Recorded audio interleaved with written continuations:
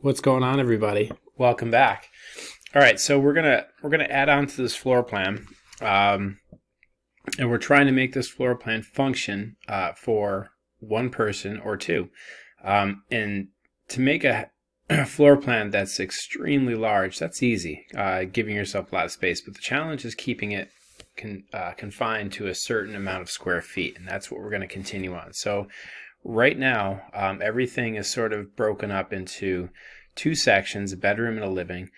We added a closet to act as noise insulation for this area. Right now, it only has a living room and a bedroom. So what we're going to try to do today is get to a point where we're going to add things like a bathroom, a kitchen, and then a utility area. And what we'll do from there is open it up to make that open concept. Okay, so a couple questions are: how come my room does not have the color that fills in? Well, there's a few different things that can happen when you add walls into an existing room. What it will eventually do is break up the walls, and that's fine. Sometimes if they don't connect, the color won't fill in. And so to give you an example, if I were to build another room out here and I were to go to draw a wall, and if I'm not zoomed in all the way and I think I've got it right, and I click and I draw this wall and I bring it up here, and then I come back and then I connect. All right, so two things are going on here. Let me get out of this. So what happens is, one, obviously this is extremely exaggerated. I'm not connected to this wall, so this can't possibly fill in. And then if I have additional walls that are hidden, what you could do is click on them and delete them. So one of the things I want you to try to avoid is having walls that are not at 90 degrees or perpendicular. So we're going to try to get rid of that. So a lot of times what I use is draw a room instead of draw walls, because that's where things sort of get broken up, and that's where some of you might be seeing where maybe walls aren't connected, or you've got double walls and things like that. So just check that, and even delete the closet and try it again and make sure things are connected if that is happening. So the first thing I'm going to do today is build the bathroom, and it's not going to be too big, but I want it kind of close to the bedroom because I want whoever uses this to be able to access that bathroom. So again, I'm going to go with draw room. I'm going to go right off of here, and you can see if I zoom in, I ask you to kind of zoom in to make sure you can see these blue guidelines, and that tells us that, hey, I'm exactly where I need to be. Now going off of that point is kind of tough because I want to go back here, but I can't go this way. So I'm going to readjust my plan. I'm going to go to draw room. Same thing. I'm going to zoom in so I can see these guidelines, and I'm going to go about halfway down this wall, maybe a little bit more, and I'm just going to click and drag. Now what I want to look for is that blue guideline that says that I'm lined up with this wall. So I'm going to go right about there. Okay, and it does fill in with that color. And what I can do is I can take this wall, I can drag it a little bit more. Now the next thing I'm going to do is draw an area for the kitchen. So the first thing I'm going to do is click on the space, and it says it's a living room. I'm going to go up here and change it to a bathroom. Okay.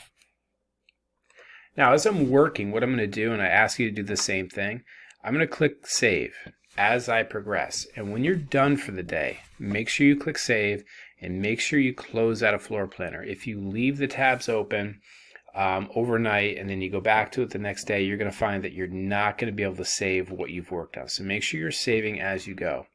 So the next thing I'm going to do is draw a room.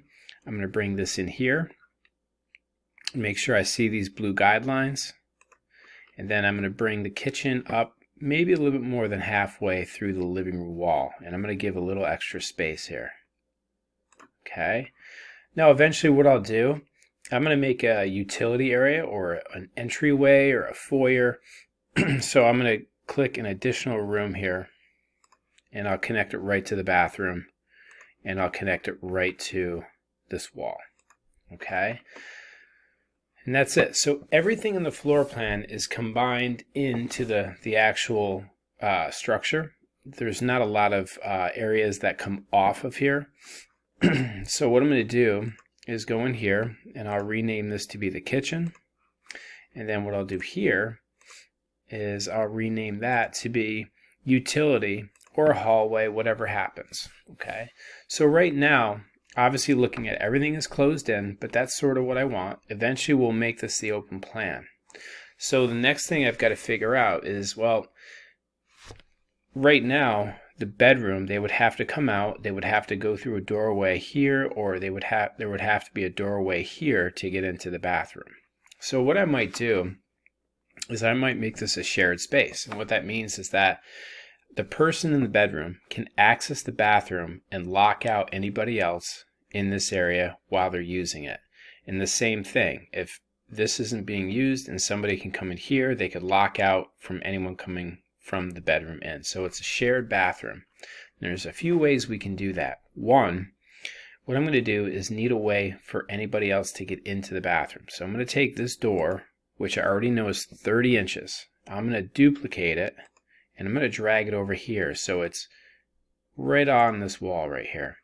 Now, I don't like the fact that it swings out. I want it to swing in and rest against this wall. So I'm going to take this and I'm going to change the way it swings so it comes in. Now, that solves one problem. And obviously there's no doorway in between these rooms right now, and that's okay. We're going to take care of this a little bit later. We'll make this open plan a little bit later, not today. What I need to do is find out or decide how I'm going to get from here into the bathroom without having to leave the room. I want to be able to wake up and go right into the bathroom. So what I'm going to do is go into doors, and you're going to notice, let's see, 1, 2, 3, 4, 5 rows down right in the middle.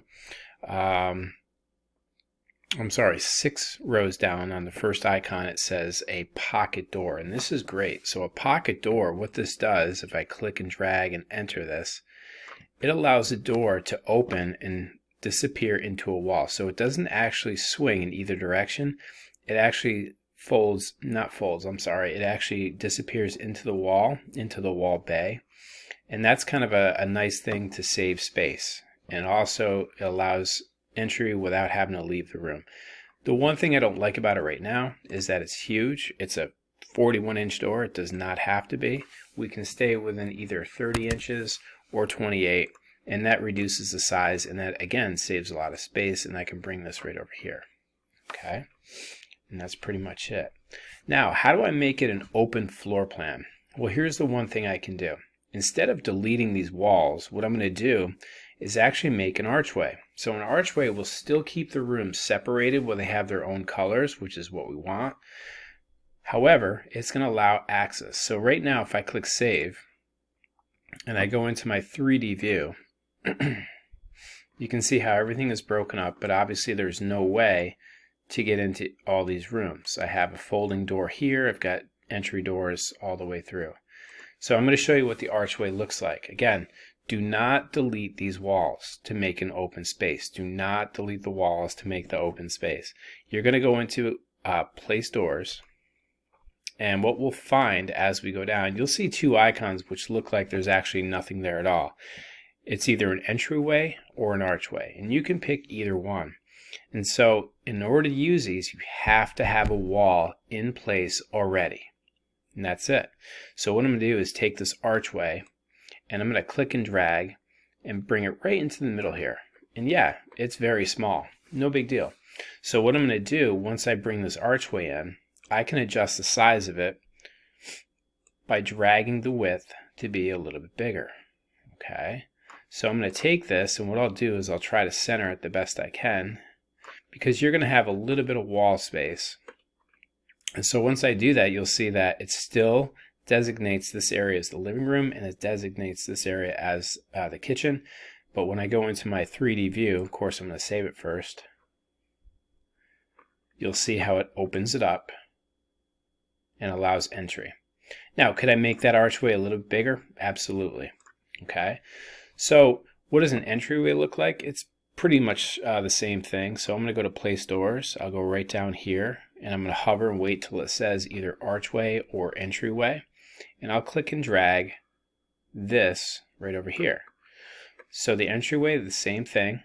All right, and you might see this in some of the floor plans, and if you like the entryway better than the archway, I'm fine with that. So what I can do is take this and I can delete that, and I can take this and I can duplicate it and bring that over here, and I'll do the same thing. I'll click on it so I can adjust the width of it, and I'll make that almost the size of the entire wall, and that's going to give that open plan. And I'll do the same thing with the utility or the entryway. Whatever I decide to make this later on, I'll adjust my width a little bit to be a little bit bigger. Okay, but I'm not going to go beyond the span of the wall. So I'll click that, save it, go into my 3D view, and now you can see how it kind of opens things up where I can easily move through the different rooms. Okay. All right, so that's where I'm going to end today. That's the activity, is to add 3 additional rooms, a bathroom, a utility, or later on going to be an entryway, the kitchen. I would like you to kind of look at the pocket door, which disappears into the wall. It's a space saver. I'd like you to duplicate a 30-inch door and adjust the swing, and then adding your entryways to make this an open concept. And eventually what we'll do is we'll add more of the windows, and you can see in the example, eventually a porch or a surface. So that's where we're going to go. Again, not an assignment that is due exactly today. This is where we're going, and then I think by Wednesday we'll bring in the floor plans from houseplans.com and show you how to build off of there.